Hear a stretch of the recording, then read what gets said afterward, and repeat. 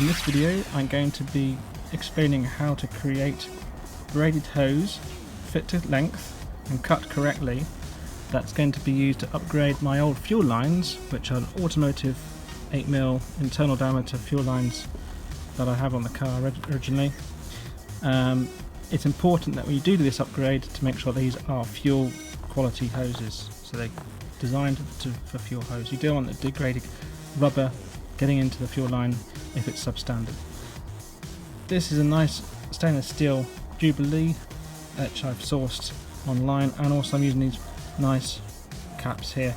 Doesn't look too motorsporty, it still looks fairly original, however I like the security of braided hose on my car. So join me again and we'll follow the process.